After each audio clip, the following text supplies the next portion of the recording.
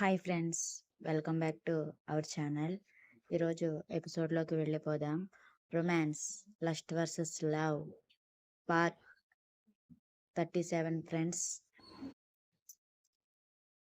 ఈరోజు ఎపిసోడ్లోకి వెళ్ళిపోదాం. ఇదేంటి, ఇక్కడే ఉండాలి కదా, వీళ్ళు ఎక్కడికి మాయమైపోయారు అని ఏకలింగం చుట్టూ చూస్తాడు. కానీ భూమి తెలివితేటలుగా ఆలోచించి వాళ్ళని అక్కడి నుండి తీసుకువెళ్ళిపోవడం మంచి పని అవుతుంది. ఏకలింగం చుట్టూ చూసి, దొంగ మొహందానా, మాయమైపోయావా? అయినా దొరక్కపోవు. ఇన్ని రోజులు నువ్వు ఎక్కడున్నావో తెలియక ఈ బెంగళూరు అంతా పిచ్చి కుక్కల్లా తిరిగాం. అయినా నువ్వేమో అక్కడ సొంత ఊర్లో మమ్మల్ని ముసుగులు వేసుకుని తిరిగేలా చేసి, ఇక్కడేమో నువ్వు జలసాలు చేస్తున్నావా జలసాలు. ఇప్పుడేమో మేము ఈ భాషరాని చోటులో నానా తిప్పలు పడుతూ నీకోసం పిచ్చి వాళ్ళలా ఎదురు చూస్తూ వెతుకుతుంటే, నువ్వేమో కొత్తగా మగాళ్లను వెంటబెట్టుకుని మరీ పానీపూరీలు నూడిల్స్లు తింటూ కొత్త కొత్తవి అలవాటు చేసుకుంటున్నావా అని అంటాడు. అయినా నేను ముట్టుకుంటేనే జబ్బొచ్చిన దానిలా పడిపోయేదానివి కాదే. మగవాళ్ళు స్నేహం ఎలా కుదిరింది నీకు? దొరక్కపోవు. ఇన్ని రోజులు అంటే నువ్వు ఎక్కడుంటావో తెలియక సిటీ అంతా తిరుగుతూ టైం వేస్ట్ చేసుకున్నాను. కానీ ఈ చుట్టుపక్కలే ఉన్నావని అర్థమైంది కదా. ఇక నాకు మకాం ఇక్కడే. తొందరలోనే నిన్ను పట్టుకుంటాను. పట్టుకుని మా అక్కకి అప్పగించడానికి నా ముందు నా పగ మొత్తం తీర్చుకుంటాను. ఆ తర్వాత మా అక్కకు అప్పగించి నిన్ను ఎందుకు పనికిరాని విస్తరాకు చేస్తానే. గుర్తుపెట్టుకో, ఈ ఏకలింగాన్ని చాలా తక్కువ అంచనా వేశావు. కామెడీ పీస్ అనుకున్నావు కదా. ఒక్కసారి నా చేతిలోకి దొరికాక నీ జీవితాన్ని మొత్తం మార్చేస్తానే అని కసిగా అనుకుంటూ, ఇప్పుడు ఈ విషయం అక్కకి చెప్దామా కానీ కాసేపు ఆలోచిస్తాడు. మళ్ళీ వెంటనే, వద్దొద్దు బాబోయ్, అక్కకి చెప్పామంటే ఖచ్చితంగా అక్క నన్ను కొట్టకుండా తిట్టకుండా ఊరుకోదు. అయినా చేతికి అందిన దాన్ని ఎందుకు వదిలేశావు అని 2 రోజుల వరకు నన్ను సాధిస్తుంది. ఇప్పుడు ఈ విషయం చెప్పకపోవడమే మంచిది. అయినా చెప్పినా ఇప్పుడు ఇది దొరకలేదు కదా. తొందరలోనే దీనిని పట్టుకుని అక్కకి సర్ప్రైజ్గా తీసుకుని ఇవ్వాలి అనుకుంటాడు. అప్పుడు అక్కే నాకు బంగారు బాతుని తీసుకొచ్చాను అని పొగుడుతూ నా నెత్తి మీద పెట్టుకోవడంతో పాటు నాకు అడిగినప్పుడల్లా బోల్డంత డబ్బు ఇస్తుంది. అంతకన్నా ముందు దీనిని పట్టాలి. అప్పుడే నాకు అక్క ఒక అవకాశం ఇస్తుంది అని రకరకాలుగా ఆలోచిస్తూ, దొరకని భూమి మీద పళ్ళు నూరుతూ, దొరకవే దొరుకు, చెప్తాను అని కసిగా అనుకుంటూ ఆ చుట్టుపక్కల అంతా చూసుకుంటూనే మళ్ళీ వెళ్ళి బార్లో పడతాడు ఏకలింగం. సునీత గారు తన మొబైల్లో ఉన్న నెంబర్కి కాల్ చేసి అవతల వాళ్ళు లిఫ్ట్ చేసే వరకు కూడా గుండెలు అరచేతుల్లో పెట్టుకున్నట్టుగా ఉంటారు. కానీ ఆవిడ అంచనాలను తారుమారు చేస్తూ ఫోన్ రింగ్ అయిన ఫస్ట్ రింగ్కే లిఫ్ట్ చేసి హలో అని ఎంతో ఆర్తిగా ఆత్మీయంగా పిలుస్తారు అటువైపు నుంచి. బంగారం అంటూ కళ్ళ నీళ్లతో పిలుస్తూ ఎలా ఉన్నావు నాన్న అని ఆప్యాయంగా అడుగుతారు ఆవిడ. నేను బాగున్నాను. నువ్వు ఎలా ఉన్నావు? వాడు ఎలా ఉన్నాడు? అని అడుగుతారు అటువైపు నుంచి. ఎలా ఉండకూడదో అలా ఉన్నాడు బంగారం. నువ్వు తొందరగా ఇక్కడికి వచ్చేయకూడదు అని బేలగా అడుగుతారు. నేను కూడా వద్దామని అనుకుంటున్నాను. కానీ పరిస్థితులు అనుకూలించడం లేదు. ఇంకా వాడిలోని మార్పు రాలేదా? అలానే మిమ్మల్ని బాధ పెడుతూ వాడు బాధపడుతున్నాడా అని బాధగా వినిపిస్తుంది అటువైపు నుండి స్వరం. మమ్మల్ని బాధ పెట్టినా పర్వాలేదు బంగారం. కానీ వాడిని వాడే మోసం చేసుకుంటున్నాడు. అసలు ఏం జరిగిందో తెలియకుండానే వాడు ఇలా ఎందుకు మారిపోయాడో, ఎందుకు ఇలాంటి చెడు దారి ఎంచుకున్నాడో నాకు అస్సలు అర్థం కావడం లేదు బంగారం. ఇంకా నాకు తెలియదనుకుని అలానే ఉంటున్నాడు. కానీ నాకు తెలిసిందంటే కనీసం ఇంటికి వస్తాడో రాడో కూడా అర్థం కావడం లేదు అంటారు బాధగా. వద్దొద్దు, అసలు ఆ విషయం తెలియనివ్వద్దు. వాడికి ఈ విషయం తెలిసిందంటే వాడి ఆలోచనలు ఇంకా ఎంత దారుణంగా మారతాయో మనం ఊహించలేం. అయితే ఇంకా బరి తెగించేస్తాడు. లేకపోతే వాడి మొహం మీకు చూపించలేక ఎటేపైనా కనిపించకుండా వెళ్ళిపోతాడు. వద్దు వద్దు, మీరు అటువంటి పని మాత్రం చేయవద్దు అని కంగారు పడిపోతారు అటువైపు ఉన్న వ్యక్తి. అందుకే బంగారం, అన్నీ తెలిసిన కళ్ళున్న గుడ్డివాళ్లలా మారిపోయాం. ఇంకా ఆయన సంగతి అయితే చెప్పాల్సిన అవసరం లేదు. వాడి ప్రవర్తనకు ఎందుకు ఇలా మారిపోయిందో అర్థం కాక, అడిగితే చెప్పక ఆయన కోపం, విసుగు అన్నీ కలగలిపి తెచ్చుకుంటున్నారు. కనీసం వాడితో మాట్లాడడం లేదు. ఇక వాడైతే ఆయనతో మాట్లాడి చాలా రోజులైపోయింది బంగారం అంటారు. అటువైపు నుంచి నిశ్శబ్దం. అటువైపు ఉన్న వ్యక్తికి కూడా చాలా బాధగా అనిపిస్తుంది. ఏం చేస్తే విరాట్ నార్మల్‌గా అవుతాడో అని బాధగా ఉండిపోతారు. మళ్ళీ ఆవిడే ఏడుస్తూ, బంగారం మనకిలాంటి కష్టాలు ఆ దేవుడు ఎందుకు పెట్టాడు? మనం అందరం కలిసి ఉండేటప్పుడు ఎంత బాగుండేవాళ్ళం. ఇక్కడేమో వీడు ఇలా ఉన్నాడు. అక్కడేమో మీరు అలా ఉన్నారు. నాకు ఏం చేయాలో తెలియడం లేదు. దానికి తోడు నాకు తెలుస్తున్న కొత్త కొత్త విషయాలు. నాకు భయం వేస్తుంది బంగారం అని బేలగా అంటారు. ఏంటి ఇవన్నీ ఎప్పుడు జరిగాయి అని అటువైపు ఉన్న వ్యక్తి కంగారు పడిపోతాడు. జరుగుతున్నాయి బంగారం. చాలా చాలా జరుగుతున్నాయి. కానీ అవన్నీ ఫోన్‌లో చెప్పలేకపోతున్నాను. తొందరగా ఇక్కడికి రావా అని బేలగా అడుగుతారు.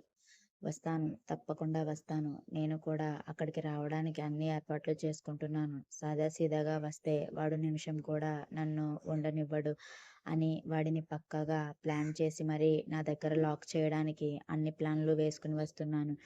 వచ్చాక వాడిని ముందులా మార్చేద్దాం. ఇంకా వాడు నన్ను నుంచి దూరంగా పోవడానికి కూడా ఒప్పుకోను. నా నుండి దూరం పోలేడు కూడా అంటారు. కానీ ఒకటి మాత్రం మీరు నాతో మాట్లాడుతున్నట్టుగా వాడికి అస్సలు తెలియనివ్వకండి. ఇంకా తెలిసిందా మిమ్మల్ని కూడా దూరం పెట్టేస్తాడు.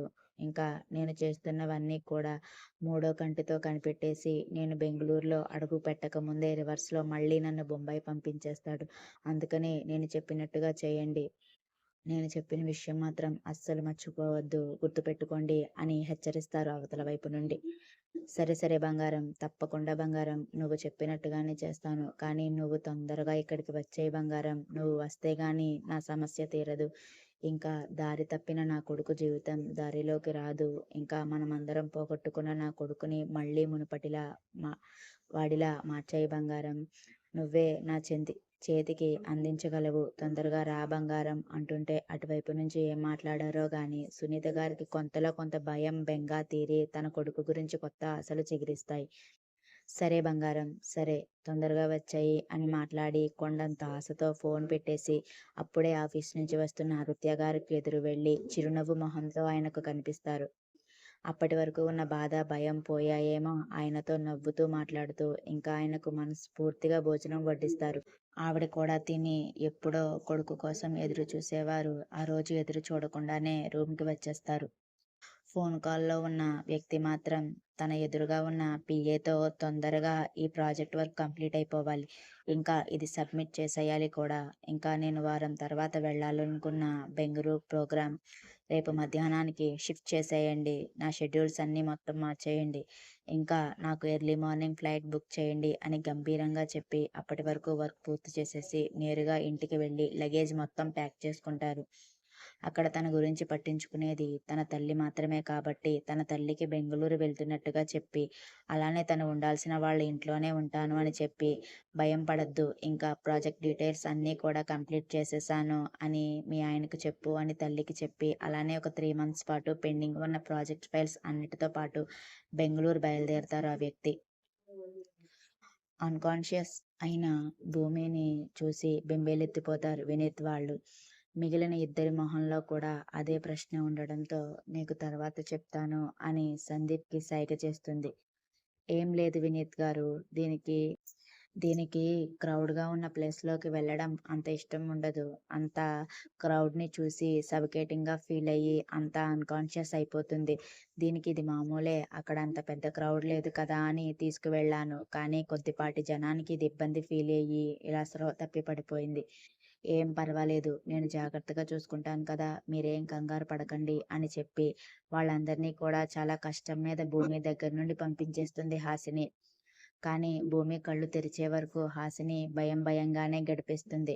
వాళ్ళు వెళ్ళిన ఎప్పటికో అరగంట తర్వాత భూమి నెమ్మదిగా కళ్ళు తెరుస్తుంది. తెరిచిన తర్వాత తాను ఎక్కడుందో అస్సలు అర్థం కాదు. కానీ తను కళ్ళు మూసుకుని స్పృహ తప్పే ముందు ఏం జరిగిందో గుర్తు తెచ్చుకుంటుంది. గడగడా వణికిపోతుంది. హాసిని, హాసిని వాడక్కడ ఉన్నాడే, నన్ను వెతుక్కుంటూ వచ్చేసాడే, నా గురించి నన్ను తీసుకెళ్ళిపోవడానికి వచ్చేసినట్టున్నాడే, నాకు భయం వేస్తుందే అని వణికిపోతుంది హాసినిని పట్టుకుని. హే భూమి, ఎవరు నిన్ను వెతుక్కుంటూ వచ్చేది? అయినా అక్కడ ఎవరూ లేరు కదా! ప్లీజ్ కామ్‌గా ఉండు. ఎవరూ రాలేదు. భయపడకు అని గట్టిగా హత్తుకుంటుంది హాసిని.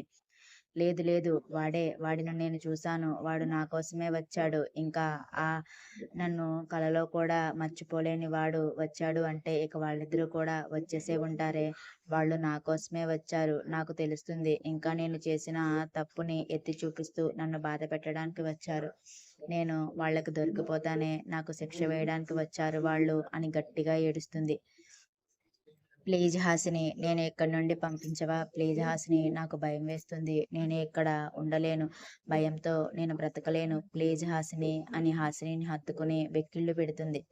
భూమి బాధ తన మనసుకు తెలుస్తున్నా ఆ బాధని దూరం చేయడానికి ఏ దారి లేక తను కూడా బాధపడుతూ తనని ఇలా చేసిన ఆ ముగ్గురిని గట్టిగా శిక్షించాలనిపిస్తున్నా తన చేతుల్లో ఏం లేక, భూమి ఏం జరగదు, నువ్వు భయపడకు అని అలా లాలనగా మాట్లాడుతూ వెన్ను నిమురుతుంది. లేదు హాసిని, ఏదో ఒకటి చేయవే, నన్ను ఇక్కడి నుంచి దూరంగా పంపేవే. ఒక పోనీ చేయనా? నేనే అమ్మ దగ్గరికి వెళ్ళిపోతే వీళ్ళెవ్వరికీ దొరకను కదా అని బేలగా మాట్లాడుతుంది. ఏ పిచ్చా అని తిడుతుంది హాసిని. లేదే, నేను కరెక్ట్‌గానే మాట్లాడుతున్నాను. ఎక్కడికి వెళ్ళినా వాళ్ళు నన్ను వదలరు, పట్టేసుకుంటారు. అదే మా అమ్మ దగ్గరికి వెళ్ళిపోయాం అనుకో, వాళ్ళు నన్ను పట్టుకోలేరు కదా! మా అమ్మ దగ్గరికి వెళ్ళాను అంటే వాళ్ళు నన్ను ఇక జీవితంలో చేరుకోలేరు. ఇదే కరెక్ట్. మా అమ్మ దగ్గరికి వెళ్ళిపోతాను అని పిచ్చి పట్టినట్టుగా పదే పదే అంటున్న భూమి ప్రవర్తనకు భయం వేసి, భయంతో పాటు బాగా కోపం కూడా వచ్చేసి తన నుండి విడిపించి లాగిపెట్టి గట్టిగా కొడుతుంది హాసిని.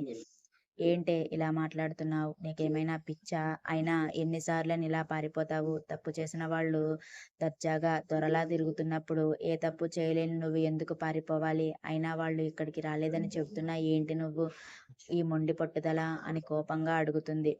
లేదే, నేనేమి ఆలోచిస్తున్నది తప్పు కాదు అని చెంప మీద చేతులు పట్టుకుని కళ్ళనీళ్లతో అంటుంది. అబ్బా భూమి, నేను చెప్పేది కూడా నమ్మవా? అయినా వాళ్ళు ఏమీ రాలేదు. ఎక్కడ బెంగుళూరు రాష్ట్రం, వాళ్ళు ఎందుకు వస్తారు? వచ్చిన ఈ భాషరాని ప్రాంతంలో నీ గురించి వెతికితే దొరికేస్తావా? వాళ్ళ గురించి ఆలోచిస్తూ ఉన్నావేమో, అందుకనే నీకు అలా అనిపించి ఉంటుంది. అంతేగాని నాకు కనిపించని వాళ్ళు నీకు కనిపించి ఉంటారా అని అడుగుతుంది.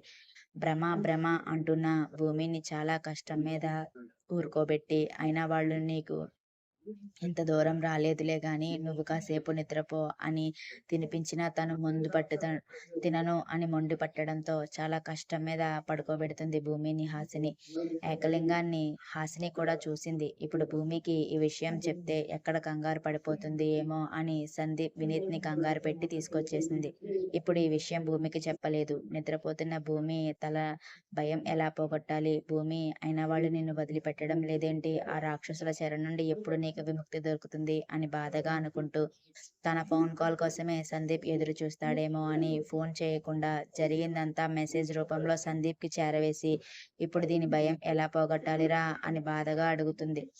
హాసిని మెసేజ్ కోసమే ఆన్లైన్లో ఉన్న సందీప్ మెసేజ్ రాగానే చూసి ముందు బాధపడిన తర్వాత తన ధైర్యం తెచ్చుకుంటూ భూమిని జాగ్రత్తగా చూసుకో హాసిని, ఈ సమస్యకు పరిష్కారం ఎక్కడో ఒక చోట ఉంటుంది, మనం కనిపడదాం. అలానే నిద్రపోయేటప్పుడు డోర్స్ అన్నీ చాలా గట్టిగా క్లోజ్ చేసుకో అని హాసినికి ధైర్యం చెప్పి ఆ రాత్రి భూమి గురించి ఆలోచనలు చేస్తూ నిద్రను త్యాగం చేసేస్తాడు. కాలం ఎవరి కోసం ఆగదు కదా! అందుకోసమే ఎవరి పనులు వాళ్ళు మళ్ళీ మొదలు అన్నట్టుగా తెల్లవారిపోయి బెంగుళూరు మళ్ళీ బిజీగా మారిపోతుంది. నిన్నటి రోజున గూట్లో ఎగిరే పక్షి పిల్లల స్వేచ్ఛగా తిరిగిన భూమి ఈ రోజు నిన్నటి సంఘటనకు భయం వదలలేనట్టుగా భయపడిపోతూ బిక్కుబిక్కుగా హాసిని చేతిని గట్టిగా పట్టుకుని భయంగా వేగంగా రోడ్డు మీద నడిచి అంతకంటే వేగంగా బస్సు ఎక్కేసి హమ్మయ్య అనుకుంటుంది. మరొక పక్క భూమి ప్రవర్తన కోపం వచ్చేస్తున్నా ఏం చేసి తన భయం పోగొట్టాలా అని ఆలోచిస్తుంటారు వీళ్ళు. ఆఫీస్కి రాగానే మన భూమి ఎందుకు అలా భయపడిపోయింది అని హిమ వినీతులు మళ్ళీ అడుగుతుంటే నిన్న హాసినికి చెప్పిన స్టోరీని మళ్ళీ రిపీట్ చేసి వాళ్ళని దీని గురించి ఎక్కువ మాట్లాడద్దు అని రిక్వెస్ట్ చేస్తాడు సందీప్. వామ్మో భూమి, ఇంకా ఏ రోజుల్లో ఉన్నావు? నువ్వు నార్మల్గా క్రౌడ్కే భయపడిపోతే ఇంకా నీతో ఎలా ట్రావెల్ చేయాలి తల్లి? ఇలా అయితే ఈ సమాజంలో బ్రతకలేం అని తనతో కాసేపు మాట్లాడి ఎవరి క్యాబిన్స్కి వాళ్ళు వెళ్ళిపోతారు. వెళ్లే ముందు భూమికి ధైర్యం నూరిపోసి మరీ వెళ్తుంది హాసిని. ఆమె ముందు ధైర్యం నటిస్తుంది కానీ, వాళ్ళు వెళ్ళిపోగానే సహజంగా భూమిలో ఉండే భయం, ఇంకా తనలో ఉన్న ఫోబియాతో చాలా కష్టంగా ధైర్యం తెచ్చుకుని మొండిగా వర్క్ చేయడానికి అన్నట్టుగా పీసీ ఆన్ చేస్తుంది. కానీ లాగిన్ అయ్యే టైంకి నిన్నటికి సాయంత్రాన విరాట్ పంపిన మెయిల్ చూసి ఆమె కనుబొమ్మలు ముడిపడతాయి. ఇదేంటి ఇంటికి వెళ్లే ముందే కదా మెయిల్ పంపించారు. అదేదో నా ఫోన్‌కే పంపించొచ్చు కదా! అప్పుడు వెంటనే రియాక్ట్ అయ్యేదాన్ని అని అనుకుంటూనే అతడు పంపిన మెయిల్ ఓపెన్ చేసి పూర్తిగా చదివిన తర్వాత షాక్‌తో మాట రాదు భూమికి. ఇదేంటి? నేను దీనికి ఎలా ఒప్పుకుంటాను? అయినా నా పోస్ట్ ఏంటి? గేమ్ డిజైన్ చేయడం. అది మాత్రమే చేస్తాను. కానీ ఈయన ఏం చెప్తే అది చేసేస్తానా? అయినా ఈయనేమనుకుంటున్నాడు నా గురించి అని అనుకుంటుండగానే వెంకట్ తన దగ్గరికి వచ్చి, మేడం మిమ్మల్ని సార్ పిలుస్తున్నారు అని పిలిచి వెళ్ళిపోతాడు. పిలుస్తాడు. ఎందుకు పిలవడు? అయినా ఈయన నన్ను టార్చర్ చేయడమే కదా అనుకుంటూ ఈరోజు తాడో పేడో తేలిపోవాలి అని స్పీడ్‌గా అతడికి దగ్గరకు వెళ్ళి, సార్ అసలు నా గురించి మీరేమనుకుంటున్నారు? అని కోపంగా, ఉక్రోషంగా నిలదీస్తుంది. భూమి రియాక్షన్ కోసమే ఎదురు చూస్తున్న విరాట్ ఆమె కోపాన్ని ఇంకా అంత గట్టిగా మాట్లాడుతున్నా అసలు పట్టించుకోకుండా, సీ మిస్ భూమి, మీరు గేమ్ డిజైనర్ అయితే ఏంటి? నేను చెప్పిన వర్క్ ఎందుకు చేయరు? అని కూల్‌గా అడుగుతాడు. ఎందుకు చేయాలి సార్? ఎందుకు చేయాలి? నా పోస్ట్ ఏంటి? Game designer. అది ఒక చోట కూర్చొని చేసే వర్క్. కానీ మీరు ఇచ్చే జాబ్ కోసం నేను కుక్కపిల్లలా మీ వెనక తిరగాలా? దానికి నేను అస్సలు ఒప్పుకోను అంటుంది. ఒప్పుకోవాలి మిస్ భూమి. తప్పకుండా ఒప్పుకోవాలి. ఆ రోజు నువ్వు నాకు బాండ్ పేపర్ మీద సైన్ చేశావు. ఇంకా నేను ఏ పని చెప్పినా చేస్తాను అని చెప్పి మరీ సైన్ చేశావు. అలాంటప్పుడు నేను ఇచ్చిన ఈ పోస్ట్‌లో వర్క్ ఎందుకు చేయవు? అని చాలా కూల్‌గా అడుగుతాడు. మీరు ఇచ్చిన ఏ వర్క్‌నైనా చేస్తాను అంటే అది ఎంత కష్టమైన గేమ్ ఇచ్చినా అంతే కష్టపడి నేను కంప్లీట్ చేస్తాను అని చెప్పాను కానీ, మీరు ఏం చెప్తే దానికి కుక్కపిల్లలా తోక ఊపుకుంటూ తిరుగుతానని కాదు సార్ అని కోపంగా అంటుంది. Thank you friends. More videos కోసం నా ఛానల్‌ని సబ్స్క్రైబ్ చేసుకొని నన్ను ఎంకరేజ్ చేయండి ఫ్రెండ్స్. బాయ్.